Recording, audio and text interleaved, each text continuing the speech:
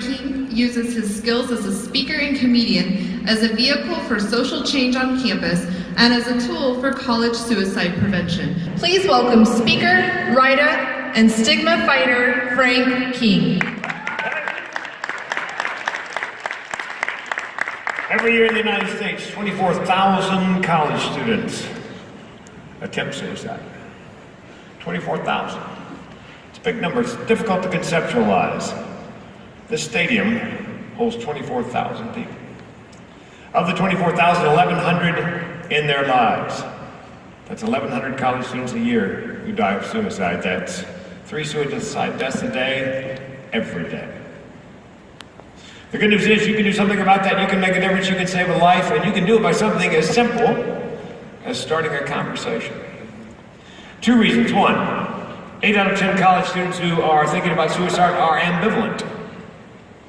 Number 2, I've discovered that the mention, just the mere mention of the words depression and suicide out loud elicit the most amazing responses from people, some of whom I have just met, because they want help. I work on this cruise ship. I do a dozen weeks a year of stand-up comedy on the cruise ships in addition to college. It's breakfast. I can't find a seat. I look, there's a woman at a table for 2. There's an empty chair. I nod, she points, I sit. She looks up, she goes, "Hey, are you the comedian?" I said, "Hey, did you enjoy the comedy show?" She goes, "I did." "Then I'm the comedian." She goes, "What would you have said if I said I hated the comedy show?" I'm a plumber from Des Moines." She goes, "Is cruise comedy all you do?" I said, "No." I said, "Mostly I'm a public speaker, mostly at colleges." And I said, "I just nailed down, I just got booked to do a TED Talk." She goes, "I love TED Talks. What's the topic?" And I've had this conversation many times before, so I knew what was coming. I said to her, depression and suicide. And then I started to count down in my head, 3, 2, 1, and she said, "You know, I tried to kill myself twice." She and I just met. She goes, "First time was sort of half-hearted, not that serious. It was in, wait for it, college. Second time, far more serious. I graduated college, I graduated medical school, I had the knowledge, I had the equipment." She said, "I had the IV started in my ankle. I had the suicide cocktail in one hand, the syringe in the other, getting ready to load it up, and the phone rings." She goes, "Oh, should I answer it?"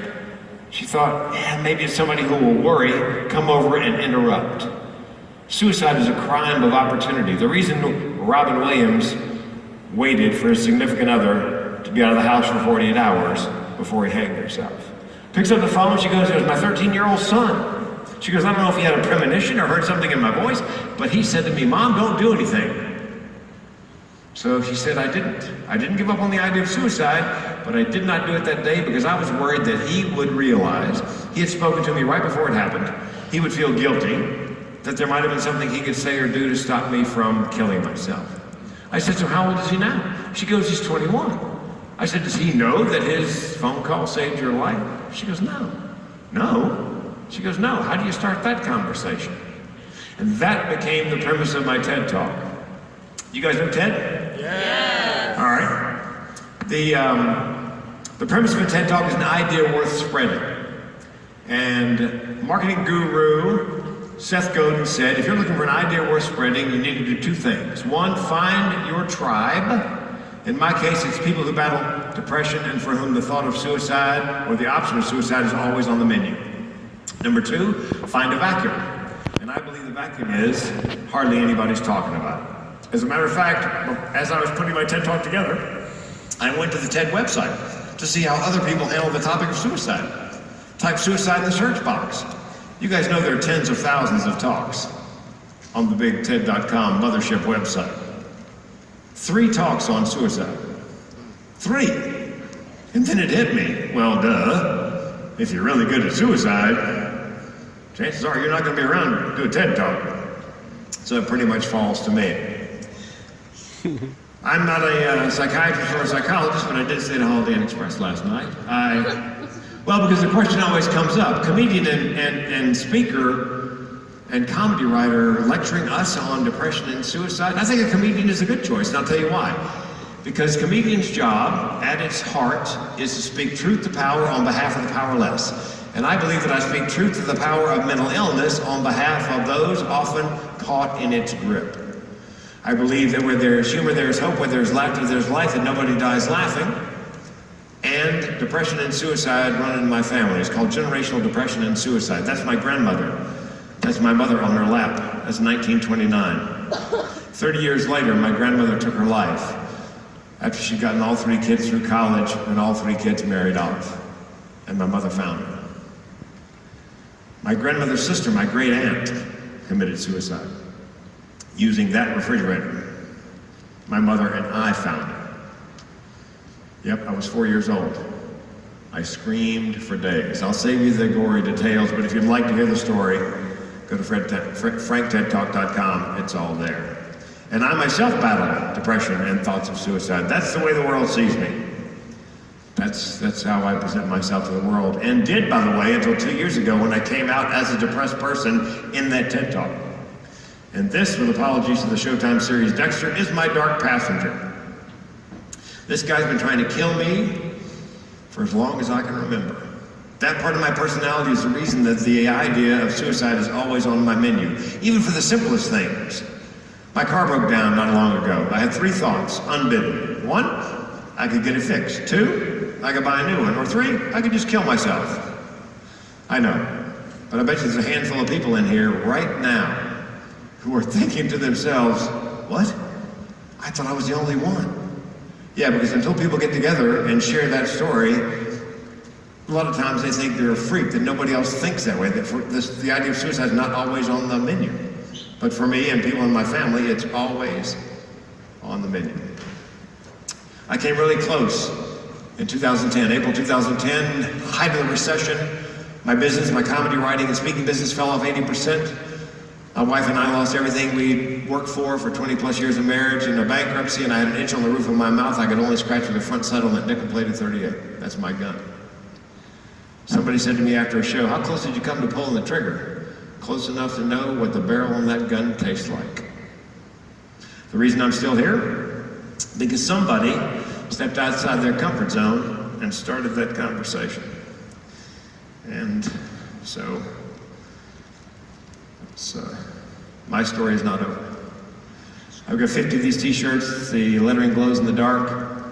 Do you guys know the significance of the semicolon on the back? You guys know this one small character, one big purpose? Semicolon. If you're a writer or an author and you're writing a story and you put a period at the end of the sentence, the story's over. However, if you put a semicolon, the story continues. And so when you walk around and you see people with a semicolon tattoo, either they have decided to live on or they're honoring somebody else who decided to live on. That's my wrist. That's a glow-in-the-dark temporary tattoo. I've got 500 of those. So pretty much everybody who wants one can have one of those. But that's my story. Let's talk about you guys. You know, I went to the University of North Carolina, Chapel Hill. Thank you, go Heels. And those are the same stressors we faced way back then. The bullying wasn't quite so bad because we didn't have social media, but everything else on that list. And 1 in 4, surveys show 1 in 4 college students who arrive on campus have some form of mental illness, treated, untreated, diagnosed, undiagnosed, 1 in 4, so 25%. Then you layer on all that. That's the bad news. The worst news is there are students who are at higher risk for depression and suicide. These are Alaskan Americans, African Americans, Native Americans, Latinos, LGBTQ, especially the T in the LGBTQ right now. And of course, veterans, 22 a day, every day, kill themselves. The good news is that oftentimes these students are in organizations on campus that have a budget for speakers, and they are willing to help offset the activities budget cost to bring me to campus, because I'll do a general session for everybody and then a breakout for 1 or more of these groups. There are also schools on some campuses. I was born and raised in Raleigh, North Carolina. Go Wolfpack! Anybody from East Carolina? No, they probably couldn't find the building. Sorry. That's just for the North Carolina folks. Okay, now maybe you forget. Where was I? What was I saying? Student groups, on campus, off campus, veterans. Okay, help me. Wait a minute. Veterans. Let's see what the next slide is. Oh, yeah. Schools on campus. North Carolina State, you guys have a school, veterinary medical school.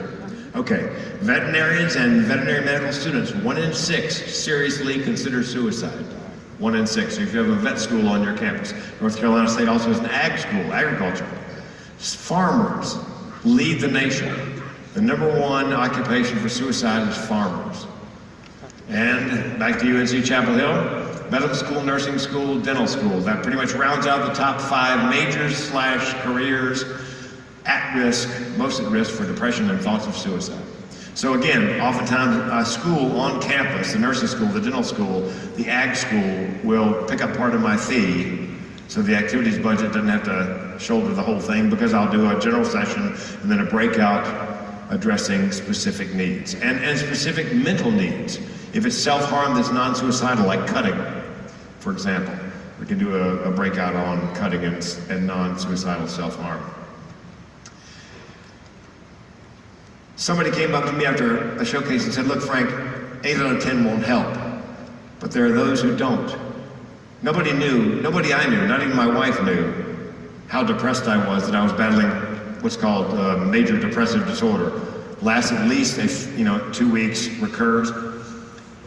So the student said to me, how do I know if my roommate, let's say, is depressed and thinking about suicide? Okay, here's the deal. We're going to use my last 4 minutes for this. It's going to be your first lesson in mental health awareness. Yeah, what I do is I come to campus and teach you to be a mental health first responder. We build a mental health first aid kit so that if somebody you know and love exhibits the behavior that I'm about to talk about, you can put a mental health first aid action plan into effect.